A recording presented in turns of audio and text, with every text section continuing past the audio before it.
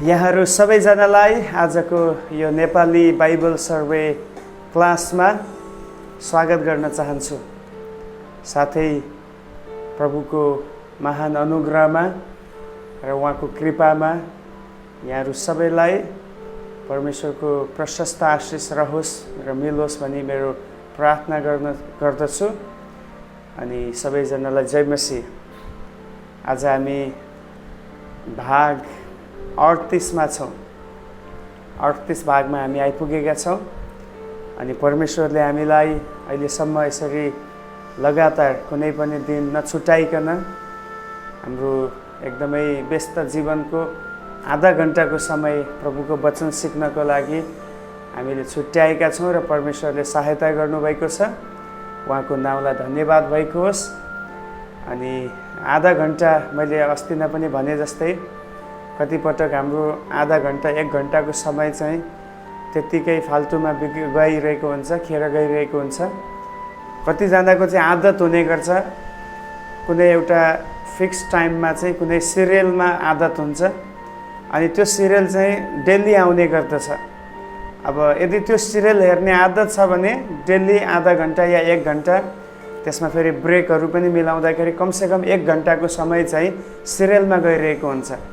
कतिजनाको क्रिकेटको मतलब क्रिकेटप्रति चासो छ, रुचि छ भने क्रिकेट हेर्नमा बितिरहेको हुन्छ। मुभीप्रति चासो हुनेको 2-3 घण्टा त्यत्तिकै मुभीमा निक्लन्छ। राजनीतिप्रति चासो भएकाहरूले चाहिँ भाषणका कुराहरू, नेताका कुराहरू अनि उनीहरूको पोलिटिकल कुराहरूमा नै उनीहरूले हेर्नको लागि समय बिताइरहेको हुन्छ।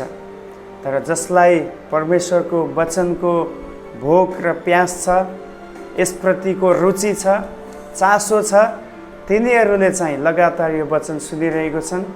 अनि म एकदमै आनन्दित छु प्रभुको वचन सिक्ने कुरामा तपाईँहरूको समर्पणता र तपाईँहरूको जोस यो निरन्तर कायम रहेको होस्।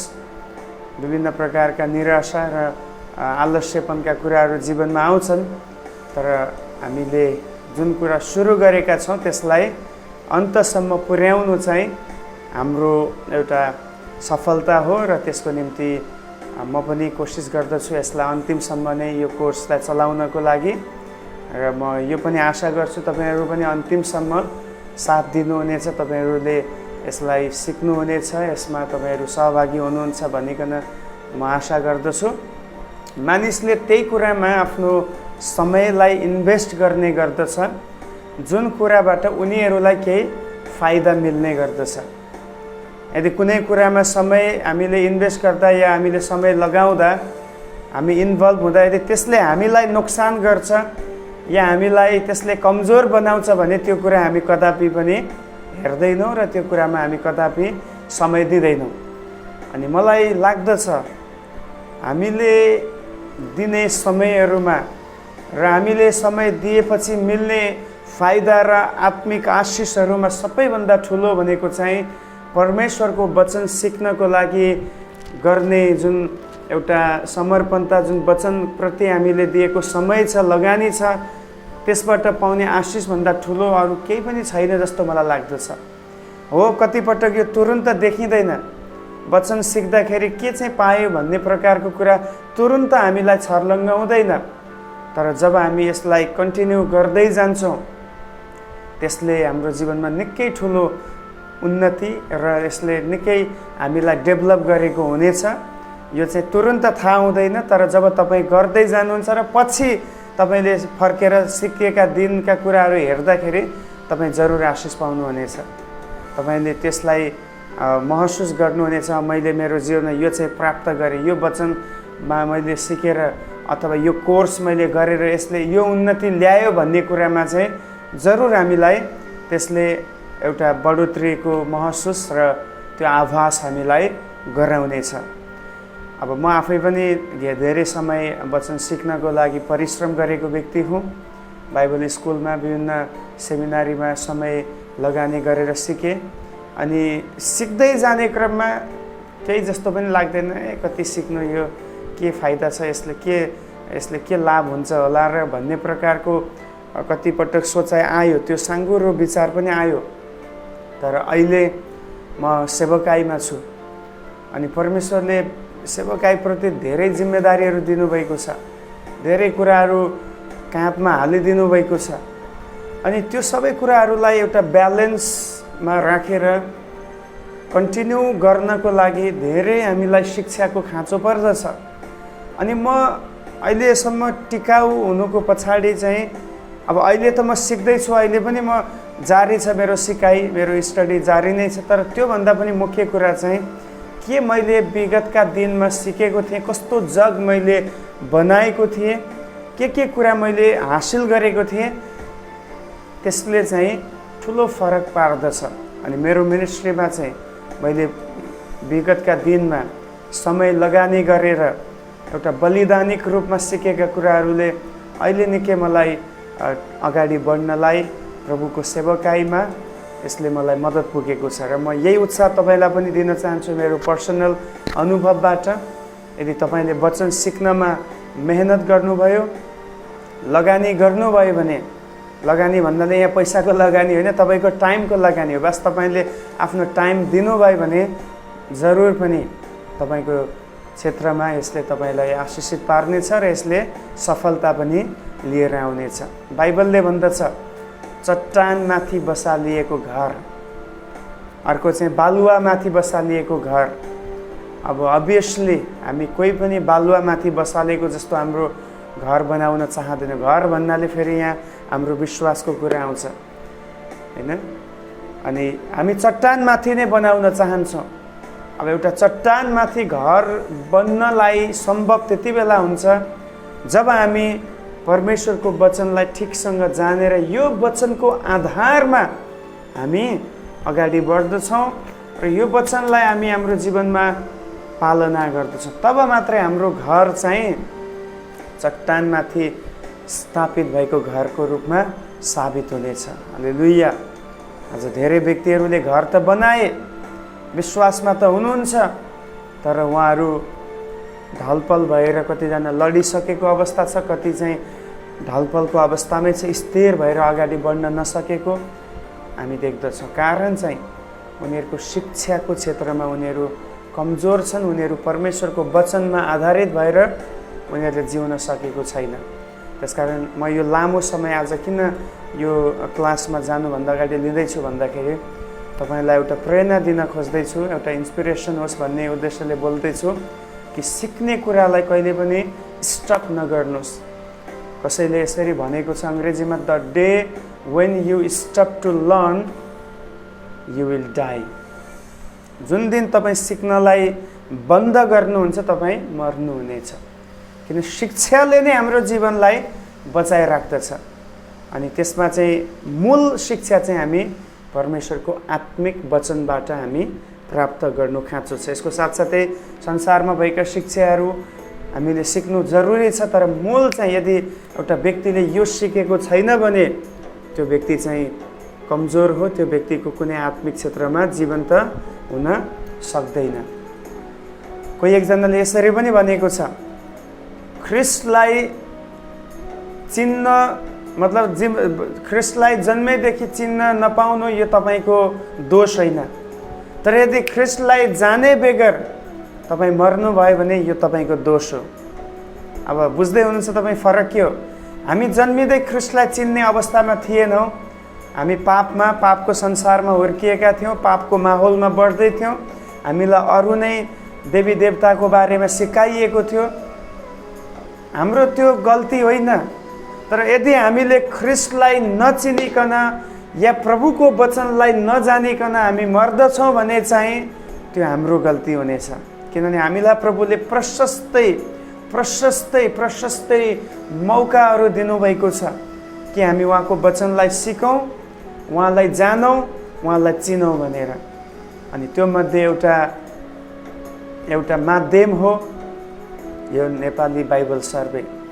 प्रभुको वचन सिक्ने एउटा माध्यम, धेरैवटा माध्यम छन्, एबिसिडी धेरै छन्, तर त्यो मध्ये एउटा सानो माध्यम हो यो बाइबल सर्वे, जसले हामीलाई क्रमिक रूपमा प्रभुको वचनमा बढाउँदैछ। ओके, धेरै समय भयो, आउनुहोस् हामी आजको क्लासको लागि पनि प्रार्थना गरौँ। प्रभुको उपस्थितिमा उहाँको अगुवाईलाई हामी खोजी गर्दै प्रार्थना गर्दै अगाडि बढ्नेछौँ। प्रभु, हामी तपाईँको चरणमा आउँदछौँ। तपाईँ परमेश्वर हाम्रो आत्मा र हाम्रो शरीरको सबै क्षेत्रको तपाईँ नै रक्षक हुनुहुन्छ, तपाईँ नै हाम्रो पिता हुनुहुन्छ। धन्यवाद प्रभु, तपाईँ परमेश्वरको जीवित र नित्य रहिरहने वचन तपाईँले हामीलाई दिनुभएको छ। धन्यवाद, यी आखिरी दिनहरूमा तपाईँ आफ्नो लेखिएको वचनद्वारा हामीसँग बोल्नुहुन्छ, लोगोसद्वारा तपाईँ आफै हामीसँग बात गर्नुहुन्छ र हामीलाई आफ्ना योजनाहरूलाई, मिसनहरूलाई तपाईँ प्रकट गर्नुहुन्छ। हामी धन्यवाद दिन्छौँ, तपाईँको जीवित वचन तपाईँले आज हाम्रो हातमा दिनुभएको छ। जसै प्रभु हामी आज फेरि प्रभु यो क्लासमा आएका छौँ, बाइबल सर्वेको क्लासमा, पवित्र आत्मा तपाईँलाई गुहार गर्दछौँ, तपाईँले हामीलाई सिकाउनुहोस्, तपाईँले हामीलाई अगुवाई गर्नुहोस्। जतिजना परमेश्वर तपाईँका जनहरू यसरी अनलाइनमा युट्युबमा आएर रेगुलरली सिक्दै हुनुहुन्छ, उहाँहरू प्रत्येकलाई आशिष दिनुहोस् र उहाँहरूको यो मेहनतको फल उहाँहरूले प्राप्त गर्न सक्नुभएको होस्। कुनै पनि रुकावट बाधाहरू आउने दिनमा आउन नपाएकोस्। प्रभु, तपाईँले प्रत्येक जनलाई त्यो एउटा प्रभु एउटा कटिबद्ध निर्णयको साथ अगाडि बढ्नलाई तपाईँले त्यो समर्पणता तपाईँले दिनुहोस् भनी प्रार्थना गर्दछौँ।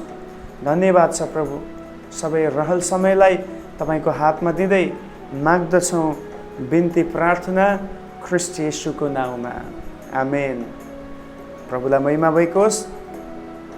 हामी शमूएलको पुस्तकमा छौँ अनि शमूएलको पुस्तकमा हामीले धेरैवटा कुराहरू हेरिसकेका छौँ गएको दिनसम्ममा। आज हामी अझै शमूएलको पुस्तकमा अगाडि बढ्नेछौँ।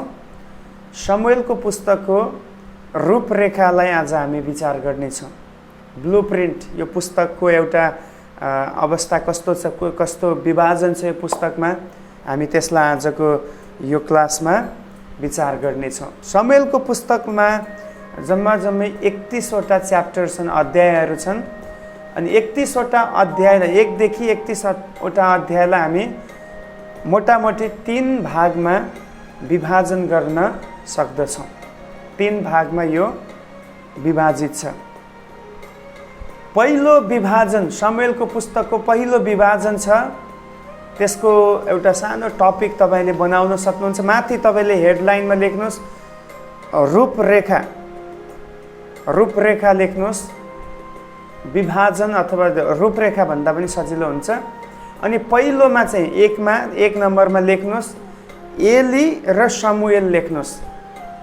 एली र शमूएल पहिलो रूपरेखामा आउँदछन्, एली र शमूएल। यो चाहिँ 1 अध्यायको 1 देखि 7 अध्यायको 17 पदसम्म, 1 देखि 7 अध्याय, बुझ्दै हुनुहुन्छ? पहिलो रूपरेखा आउँदछ 1 अध्यायदेखि 7 अध्यायसम्म, जहाँ चाहिँ हामी एली र शमूएलको वृत्तान्त हामी पाउँदछौँ। अब एली र शमूएल भन्ने टपिक यहाँ किन मैले बताउँदैछु, किन भन्दाखेरि यो 1 देखि 7 अध्यायमा चाहिँ मेनली एली र शमूएलसँग सम्बन्धित भएका घटनाहरू हामी पाउँदछौँ। अब मोटामोटी यहाँ चाहिँ हामी 2वटा कुराहरू पाउँदछौँ।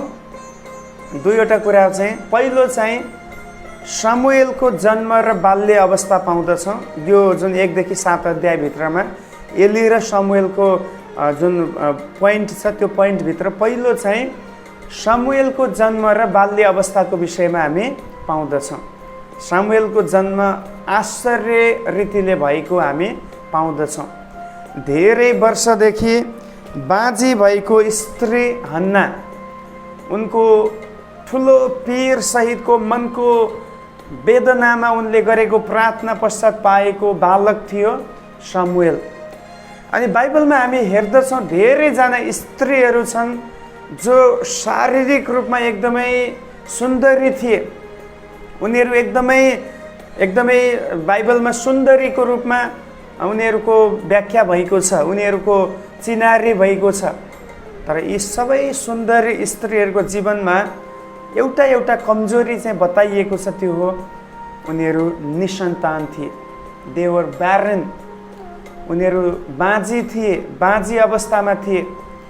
वर्षौं हुँदा पनि उनीहरूले सन्तानको सुख प्राप्त गर्न सकेका थिएनन्, जसमध्ये हामीलाई थाहा छ सारा एक लामो समय पश्चात मात्रै परमेश्वरले वृद्ध अवस्थामा उनलाई एउटा छोरा दिएको हामी पाउँदछौँ। दोस्रो, Rebecca, she was beautiful woman but she was barren. उनी सुन्दर त थिइन् तर उनी पनि बाँझी थिइन्। तेस्रोमा आउँदछ राहेल, याकुबले मन पराएको उनको गर्लफ्रेन्ड भनौँ, प्रेमिका, जसको लागि उनले 20 वर्ष मामाको घरमा दासत्वको जीवन बिताए। दासत्व भन्नाले एक प्रकारले नोकर जस्तै काम गर्नुपर्ने अवस्थामा उनी बसे। उनले विवाह गरेको कयौं वर्ष हुँदा पनि सन्तान भएन राहेलबाट। पछि परमेश्वरले अनुग्रह गरेर सन्तान दिनुभयो। हन्ना, अहिले हामीले हन्नाको विषयमा हेरौँ। हन्ना धेरै वर्ष बाँझी थिइन्, पछि प्रभुले कोख खोल्नुभयो। रुथ, हामीले गएको हप्ता रुथको विषयमा हेर्दै थियौँ। उनी पनि बाँझी थिइन्, उनको श्रीमानसँग विवाह भयो तर श्रीमानको मृत्यु भएर गयो केही वर्षभित्रमा, तर रुथको सन्तान थिएन। पछि परमेश्वरले अर्को व्यक्तिसँग विवाह गर्नलाई जोड्नुभयो, तब मात्रै उनको सन्तान भएको हामी पाउँदछौँ। त्यसपछि आयो एलिशिबा। एलिशिबा नयाँ नियममा बप्तिस्मा दिने यूहन्नाकी आमा। धेरै वर्ष बित्दा पनि सन्तान भएको थिएन, तर परमेश्वरले एक दिन उनको श्रीमानलाई जकरियालाई एउटा भविष्यवाणी आउँदछ कि तिम्रो श्रीमती एलिशिबा अब गर्भवती भएकी छिन्, उनले एउटा छोरा जन्माउने छिन्। हालेलुया। अब यी जति पनि स्त्रीहरू छन् जो फिजिकल्ली दे वर ब्युटिफुल, तिनीहरू सुन्दरीहरू थिए, उनीहरूको तुलना अरूसँग गर्न सकिँदैन, त्यति सुन्दरी थिए, तर उनीहरूको एउटा कमी चाहिँ थियो। अनि यो कमीमा पूर्णता चाहिँ तब आयो जब उनीहरूले परमेश्वरलाई पुकार्न थाले। प्रेज द लर्ड, हालेलुया। म आज तपाईँलाई बताउन खोजेको कुरा, हाम्रो जीवनमा पनि हामी सामुएलको आशिष देख्नेछौँ। सामुएल भन्नाले म फेरि तपाईँलाई कुनै व्यक्तिको कुरा म भनिरहेको छैन, एउटा आशिष, एउटा प्रार्थनाको उत्तर, एउटा लाज ढाक्ने चिज, एउटा हामीलाई शर्मको अवस्थाबाट आशिषको अवस्थामा पुर्याउने चिजलाई म सामुएल भनी सम्बोधन गर्दैछु। यो कन्टेक्स्टको आधारमा हाम्रो जीवनको पनि कमजोरी हट्नेछ यदि हामी परमेश्वरलाई भित्री हृदयदेखि हामी पुकारा गर्दछौँ भने। हालेलुया। यदि आज तपाईँ मानिसको अगाडि शर्मले भरिएको जीवन व्यतीत गर्दै हुनुहुन्छ भने, come on, I am challenging you, just start to pray God and he will turn your loneliness into your love. तपाईँको अकेलापनलाई उहाँले प्रेममा बदल्नुहुनेछ। He will turn your unsuccess thing into successful. तपाईँको असफल भएका कुराहरूलाई उहाँले सफलतामा बदल्नुहुनेछ। He will turn you into result from insult. इन्सल्टको अवस्थाबाट प्रभुले तपाईँलाई एउटा नतिजाको अवस्थामा बदल्नुहुनेछ, जो चाहिँ सामुएलको जन्ममा हामी देख्दछौँ। He will turn your shame into fame।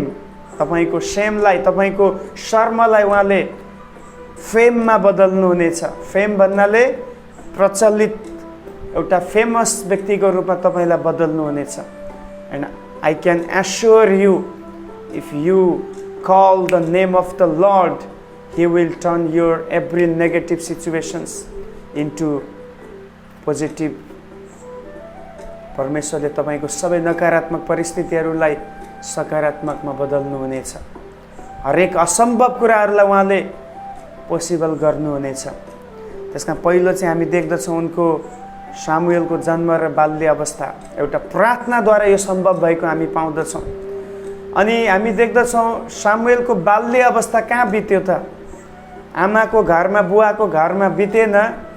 लेखिएको छ जब सामुएलले दुध खान छोड्यो, दुध पिउन छोडिसकेपछि हन्नाले, उनकी आमाले उनलाई मन्दिरमा लगेर समर्पण गरिन्। अब यहुदी हरूको कल्चर अनुसार जब हामी यहुदी कल्चरलाई अध्ययन गर्दछौँ यो कुरा पत्ता लाग्दछ कि यहुदीहरूको घरमा चाहिँ जन्मिएको बच्चाले 3 वर्षसम्म उनीहरूलाई दुध पिलाउने गर्दथे। आमाहरूले 3 वर्षसम्म उनीहरूलाई दुध पिलाइन्थ्यो। अब अहिले मेडिकलले डक्टरको भनाइअनुसार पनि एटलिस्ट एउटा बच्चालाई 6 महिनासम्म चाहिँ आमाको दुध मात्रै दिनुपर्दछ, अरू केही दिनुपर्ने, इभन पानीको पनि आवश्यकता पर्दैन। 6 महिनासम्म टोटल्ली आमाले नै आफ्नो दुध पिलाउँदाखेरि उसलाई चाहिने सबै कुराहरू पुरा हुँदछ।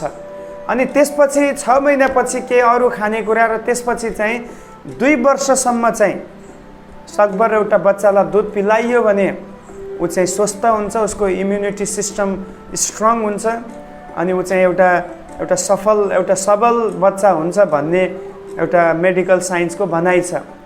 अनि 2 वर्षसम्म अहिले पनि पिलाउनको लागि डक्टरले सल्लाह दिन्छन्। तर यहुदीहरूले चाहिँ 3 वर्षसम्म एउटा बालकलाई दुध पिलाइन्थ्यो। अब तपाईँ बुझ्न सक्नुहुन्छ सामुएललाई दुध छुडाउँदाखेरि उनी कति वर्षका भएका थिए? 3 वर्षका थिए जब उनलाई दुध छुडाइयो र उनी परमेश्वरको मन्दिरमा सेवकाईको लागि अर्पण गरियो। अब 3 वर्षमै बालकलाई आफूबाट अलग गर्न सक्नु भनेको यो एउटा ठुलो सेक्रिफाइस हो। अन्नाको सेक्रिफाइस हेर्नुहोस्, सेवकाईको निम्ति केवल सेवकाई गर्ने व्यक्तिले मात्र सेक्रिफाइस गरेर पुग्दैन, तर उनको परिवारले पनि सेक्रिफाइस गर्नुपर्ने हुन्छ। अब यो जतिजना सेवकाईमा हुनुहुन्छ उहाँहरूले मात्र यो मैले भनेको भाषा बुझ्नुहुन्छ, किनभने बिना सेवकाई यो सायद बुझ्न अलिक गाह्रो पर्छ। सेवकाई गर्ने श्रीमान छ भने श्रीमतीको पनि सेक्रिफाइस हुने गर्छ, त्यसको साथसाथै उनको बच्चाहरूको पनि त्यहाँ सेक्रिफाइस हुन्छ, उनको आमा बुवाको पनि सेक्रिफाइस हुन्छ। अब यो अलि गहिरो विषय हो, अहिले त्यतातिर म जाँदिनँ, हामी अगाडि बढ्नेछौँ। त्यसकारण एली र सामुएलको जुन पोइन्ट छ त्यसमा चाहिँ पहिलो सामुएलको जन्म र बाल्य अवस्था आउँछ, दोस्रो चाहिँ फलिस्तीहरूको विरुद्धमा लडाइँ भन्ने पनि एउटा टपिक त्योभित्र आउँछ। एली र सामुएलको बिचमा कुरा गर्दाखेरि फलिस्तीहरूको अब लडाइँ गर्नलाई उनीहरू इस्रायलको छाउनीमा आएका छन् अनि यहाँ चाहिँ इस्रायलले हारेको छ। उनीहरूले चाहिँ युद्धलाई चाहिँ हारेको हामी पाउँदछौँ र फलिस्तीहरूले चाहिँ उनीहरूको सन्दुकलाई चाहिँ कब्जा गरेर लगेको अनि त्यसपछि यिनीहरू इस्रायलीहरू टोटल्ली कमजोर भएको हामी पाउँदछौँ। अब उनीहरू हार्नुको पछाडि पनि मैले अलरेडी बताइसकेको छु, होप्नी र पिनाहास र एलीको घरानाको पापको कारणले गर्दा यसरी यहाँ चाहिँ ब्याटल हारेको हामी पाउँदछौँ। त्यसकारण त्यहाँ ठुलो हार हामी देख्दछौँ। दोस्रो पोइन्ट, दोस्रो विभाजन, सामुएलको पुस्तकको विभाजन छ, त्यो हो सामुएल र साउल। पहिलो चाहिँ एली र सामुएल, अब चाहिँ सामुएल र साउल भनेर तपाईँ टपिक बनाउन सक्नुहुन्छ। 2 नम्बरमा सामुएल र साउल, राजा साउल। अब यो चाहिँ 8 अध्यायदेखि 15 अध्यायसम्म, अघिनको पहिलो चाहिँ 1 देखि 7 अध्याय थियो भने अबको दोस्रो विभाजन चाहिँ 8 देखि 15 अध्यायसम्म हामी पाउँदछौँ, जहाँ चाहिँ सामुएल र साउलको विषयमा घरिघरि कुराहरू हामी देख्न सक्दछौँ। यी दुईभन्दा फरक अरू कसैको बारेमा पनि छैन। यिनीहरूसँग सम्बन्धित व्यक्तिहरू र घटनाहरू मात्रै हामी यो 8 देखि 15 अध्यायमा हामी पाउँदछौँ। त्यहाँ पनि 2टा मेन कुराहरू छन्। पहिलो चाहिँ इस्रायल देशमा चाहिँ पहिलो राजाको रूपमा साउल त्यहाँ नियुक्त हुन्छन्। इस्रायलको पहिलो राजाको रूपमा साउल नियुक्त भएको भनेर हामी हेर्न सक्छौँ। मानिसहरूले शमुएललाई भन्दछन् कि हामीलाई एउटा राजा चाहिन्छ। त्यसपछि परमेश्वरले पनि उहाँ शमुएललाई भन्नुभयो, उनीहरूले जे माग्छन् त गरिदे, तर त्यो मेरो इच्छा चाहिँ होइन।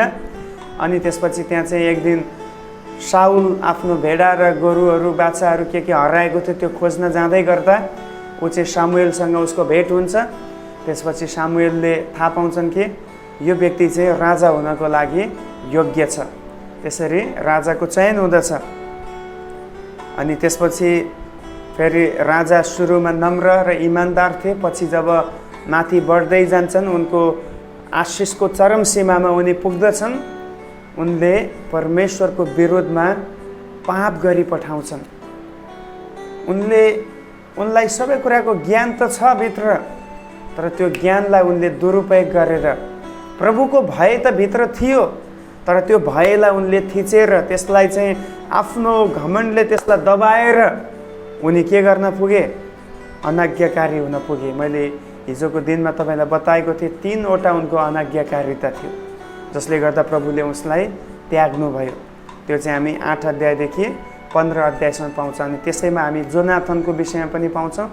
उनको छोरा जोनाथन जो परमेश्वरको धार्मिक नियममा चल्ने र एकअर्कासँग राम्रो एउटा रिलेसनसिपलाई मेन्टेन गर्ने छोरा थियो भनेर हामी देख्दछौँ, किन पछि उनले दाउदसँग एउटा राम्रो व्यवहार उनले देखाएको हामी पाउँदछौँ। त्यसकारण दोस्रो चाहिँ मोटामोटी हामी शमुएल र शाउलको विषयमा देख्छौँ। अनि यहाँ चाहिँ सुरुमा चाहिँ शाउलले शमुएललाई धेरै आदर गर्दथे। मेरो अभिषिक्त जन हुनुहुन्छ, उहाँले मलाई राजा अभिषेक गर्नुभयो भनेर शमुएललाई यहाँनिर शाउलले आदर गर्दछन्। सुरुमा यी दुवै सँगसँगै अगाडि बढ्दछन्। शमुएलको आफ्नो भूमिका छ। उनको 3वटा सेवकाईको पक्ष मैले बताइसकेको छु। अनि राजा पनि एकदमै प्रबल हुँदैछन्, शक्तिशाली हुँदैछन्। एउटा बलियो सेनालाई उनले तयार पार्छन् शत्रुहरूको विरोधमा लडाइँ गर्नलाई। र यसरी शमुएल र शाउलको बिचमा एकदमै राम्रो कोअपरेसन हामी देख्दछौँ। मिलेर उनीहरूले काम अगाडि बढाएको हामी देख्दछौँ। तर जब पछि शाउलको मनमा अटोमेटिकल्ली घमण्डले काम गर्न थाल्यो, उसलाई लाग्न थाल्यो कि अब चाहिँ म शमुएल बिना पनि केही गर्न सक्छु भन्ने प्रकारको एउटा आफैमा सेल्फ बुस्ट भन्छ नि, आफैमा घमण्ड गर्ने कुरा उसमा आउन थाल्यो। त्यसपछि उनले शमुएललाई पनि अनादर गर्न थाल्यो। शमुएलले गर्नुपर्ने सेवकाई पनि उसले आफ्नो हातमा लियो। अनि त्यसपछि शमुएल पनि कतिपटक शाउलसँग डराउनु पर्ने अवस्था भनाइको अर्थ यस्तो अवस्थामा शाउल पुगिसक्यो, कठोर भइसक्यो उसको मन। चाह्यो भने शमुएललाई पनि नाश पार्नको निम्ति पछाडि नहट्ने अवस्थामा उनी पुगिसकेको हामी पाउँदछौँ। त्यसरी उनको अनाज्ञाकारिताको कारणले प्रभुले आफ्नो आत्मा शमुएलबाट हटाउनु भयो अनि भन्नुभयो, अब म यो आत्मा चाहिँ त्यस्तो एउटा व्यक्तिलाई दिन्छु जोसँग मेरो मन मेल खाँदछ। अब तेस्रो विभाजन छ। तेस्रो विभाजनमा तपाईँ 3rd पोइन्टमा लेख्नु सक्नुहुन्छ, शाउल र दाउद। शाउल र दाउद 16 अध्यायदेखि 31 अध्यायसम्म पुरा। अब 16 भनेपछि लामो च्याप्टर छ है, झन्डै आधा चाहिँ अब शाउल र दाउदको विषयमा नै अगाडि बढ्दछ। अब शाउल र दाउदको विषयमा हामीले हेर्दाखेरि चाहिँ यहाँ चाहिँ हामी देख्दछौँ पहिलो चाहिँ शमुएलले दाउदलाई एउटा भेडा गोठालोलाई इस्रायल देशको राजा अभिषेक गरेको हामी पाउँदछौँ। अब त्यो अलरेडी मैले तपाईँलाई एक्सप्लेन गरिसकेको छु। इसैको घरमा शमुएल जाँदछन् बलिदानको बहानामा। अनि त्यहाँ चाहिँ अफिसियल्ली यो घोषणा भएको छैन कि अब राजालाई हामी या दाउदलाई हामी राजा अभिषेक गर्न आएका भनेको छैन, बलिदान गर्न आएको भनेर एउटा त्यो यदि उनले अफिसियल्ली भन्यो भने फेरि उता शाउलले उनलाई मार्ने खतरा छ। अलरेडी एउटा राजा चाहिँ अब अफिसियल्ली बसेको छ, तर प्रभुले उनलाई इन्कार गरिसक्नुभयो। यसकारण प्रभुको आत्मा चाहिँ दाउदमा आउँदैछन् अनि दाउदलाई चाहिँ अनौपचारिक रूपमा चाहिँ इस्रायलको राजा अभिषेक गर्न उहाँ जाँदै हुनुहुन्छ। औपचारिकता चाहिँ जब पुरा भएको छ, जब शाउल मर्यो अनि शाउलले राज गरेको त्यो सिंहासनमा दाउद बस्यो, त्यहाँ चाहिँ औपचारिकता पुरा भएको छ। यहाँ चाहिँ एक प्रकारले आत्मिक रूपमा परमेश्वरको अभिषेक मात्र दाउदको लागि हुँदैछ। ओके। अनि दोस्रोमा हामी देख्दछौँ दाउदको मतलब अगाडि बढेको जीवन हामी देख्छौँ। उनी गोलियतसँग लडाइँ गर्न पुग्दछन्। गोलियतले पुरा इस्रायललाई धम्की दिइरहेको हुन्छ, तर यहाँनिर हामी देख्दछौँ जुन गोलियतदेखि पुरा फौज डराएको थियो, राजा स्वयं डराएको थियो, शक्तिशाली योद्धाहरू डराएको थियो, त्यहीँ चाहिँ दाउद उनलाई सामना गर्नको निम्ति निस्किएको छ। अनि त्यसपछि हामी देख्दछौँ कुनै पनि हतियार लिएर दाउद गएको छैन, उनले सधैँ इस्तेमाल गर्ने, युज गर्ने उनको घुँयत्रो, स्टिङ भन्दछ, घुँयत्रो लिएर ऊ चाहिँ राक्षसलाई मार्नको निम्ति गएको छ। अब उनमा यो एउटा विश्वास कहाँबाट आयो? मेरो अगाडि खडा भएको यति ठुलो राक्षस जोसँग पुरा मेरो देश डराइरहेको छ, सेना डराएको छ, हतियार भएको राजा साउल डराएको छ, म कसरी लडाइँ गर्न सक्छु? उसमा कसरी यो विश्वास पलायो? यसको पछाडिको कुरा हो, दाउदले प्रभुको अभिषेक प्राप्त गरेको थियो। हालेलुया। दाउदमाथि प्रभुको आत्मा हुनुहुन्थ्यो। दाउदलाई परमेश्वरले पूर्ण रूपमा चलाउन जाँदै हुनुहुन्थ्यो। उहाँको शक्ति र सामर्थ्य उहाँको दाउदको जीवनमा वास गरेको थियो। यसकारण जुन अभिषेक दाउदभित्र छ, जुन पवित्र आत्मा दाउदभित्र छ, त्यो पवित्र आत्माले दाउदलाई एउटा सामर्थ्य दिँदै हुनुहुन्छ कि तेरो अगाडि भएको समस्या चाहिँ ठुलो समस्या होइन। मानिसले उसलाई ठुलो समस्याको रूपमा देख्दैछन्, तर तैँले चाहिँ मलाई हेर। अनि म यो विश्वास गर्छु, दाउद यसकारण गोलियतसँग लडाइँ गर्न जाँदैछ र सफल पनि भयो। उसले चाहिँ गोलियतलाई हेर्दै थिएन। He couldn't see the Goliath who is standing in front of David, but he was looking the God who is living inside him. दाउदले चाहिँ आफू बाहिर खडा भएको गोलियतलाई हेरेनन्, तर उनले चाहिँ हेर्दै थिए ऊ भित्र भएको परमेश्वरलाई। हालेलुया। आज म तपाईँलाई च्यालेन्ज गर्न चाहन्छु, जब समस्या आउँछ समस्यालाई नहेर्नुहोस्, but start to look who is living inside you. को तपाईँ भित्र वास गर्नुहुन्छ, तपाईँ त्यसलाई हेर्न थाल्नुहोस्। विजय तपाईँले देख्नुहुनेछ। समस्यामाथि तपाईँ सफल हुन थाल्नुहुनेछ यदि तपाईँले आफूभित्र भएको परमेश्वरलाई हेर्न थाल्नुभयो भने। त्यसैले यसरी दाउदले गोलियतमाथि विजय हासिल गरे कारण उनले गोलियतलाई हेर्दै थिएनन्, तर उनले आफूभित्र भएको परमेश्वरलाई हेर्दै थिए। अनि हामी अझै अगाडि बढ्दा यही साउल र दाउदकै टपिकमा दाउद र जोनाथनको घनिष्ठ मित्रताको विषयमा हामी देख्छौँ। अब जब उनले गोलियतलाई मारे, अन्य व्यक्तिहरूलाई मारे, उनको नाम एकदमै फैलिन थाल्यो। अनि एउटा स्टेटमेन्ट त्यहाँ हामी पढ्दछौँ, भिडले, पुरा जनताले अब भन्न थाले साउलले चाहिँ सयौँलाई मारे तर दाउदले हजारौँलाई मारे। वाउ, हालेलुया। त्यो स्टेटमेन्ट अत्यन्तै मलाई त्यो पढ्दाखेरि एकदम आश्चर्यित लाग्ने त्यो स्टेटमेन्ट। यहाँ चाहिँ उनीहरूले गाएको गीतले हेर्नुहोस् त, उनीहरूले यस्तो भन्दैछन् कि म चाहिँ के अरे दाउदले चाहिँ हजारौँलाई मारे तर साउलले चाहिँ सयौँलाई मारे भन्ने जुन कुरा दाउदले भनेको, दाउदको विषयमा गाइएको गाना चाहिँ यहाँ चाहिँ इस्राएलीहरूले गाएको गाना चाहिँ जब साउलले सुन्यो त्यसपछि चाहिँ यहाँ समस्या सुरु भएको छ। हेर्नुहोस् है, यहाँनिर म पढ्नेछु 18 अध्यायको, पहिलो सामुएल 18 अध्यायको 7 पद। स्त्रीहरू आनन्दित भएर यसो भनेर गाउँथे, साउलले हजारौँ हजारलाई ध्वंस, सरी मैले सयौँ भने, साउलले चाहिँ हजारौँ हजारलाई ध्वंस गरे तर दाउदले त लाखौँ लाखलाई ध्वंस गरे। जब मानिसहरूले यो कुरालाई भन्न थाले, साउलले हजारौँलाई तर दाउद अझ शक्तिशाली, उनले लाखौँलाई मारेको छन् शत्रुहरूलाई भनेपछि साउल राजामा एक प्रकारको जेलस, होइन, जेलसी स्पिरिट भन्छ नि, डाहाको आत्मा आएको छ। अनि उनी इन्सेक्योर फिल गर्दैछन्, ओहो मानिसहरूमा त दाउद प्रचलित हुँदैछ, अब त मेरो के हुने? अनि उनले अब दाउदलाई नै नाश गर्ने योजना षड्यन्त्र बनाउन थाले। अनि त्यसको बिचमा चाहिँ हामी देख्दछौँ दाउद र साउलको छोरा जोनाथनको बिचमा एउटा घनिष्ठ प्रेम, एउटा घनिष्ठ मित्रता हामी देख्दछौँ। आजको फ्रेन्डसिपमा पनि यो हुनु जरुरी छ। यदि हामी कसैसँग मित्रता गाँच्दछौँ भने त्यो चाहिँ धोका रहित मित्रता हुनु खाँचो छ, जो चाहिँ जोनाथन र दाउदको मित्रतामा हामी देख्दछौँ। त्यसपछि अगाडि बढ्दै जाँदाखेरि साउलले धेरै पटक दाउदलाई लखेटेका छन् धेरै ठाउँमा। दाउद राजा अभिषेक त भए जस्तै अभिषेक उनमा आयो, जस्तै प्रभुको योजना दाउदमा प्रकट भयो, त्यस्तै दाउद कठिनाइहरूलाई सामना गर्नुपर्ने अवस्था आयो। बारम्बार उनको जीवन जोखिमबाट गुज्रिनु पर्यो।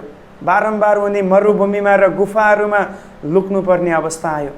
अनि यहाँबाट म तपाईँलाई भन्न चाहन्छु, यदि प्रभु तपाईँको र मेरो जीवनमा एउटा मिसन तपाईँलाई र मलाई दिनुभएको छ, उहाँले हामीलाई चलाउँदै हुनुहुन्छ भने प्रिय जरुर त्यहाँनिर रुकावट पनि आउनेछ, त्यहाँ बाधा आउनेछ, स्मुथली हाम्रो लाइफ अगाडि बढ्ने छैन।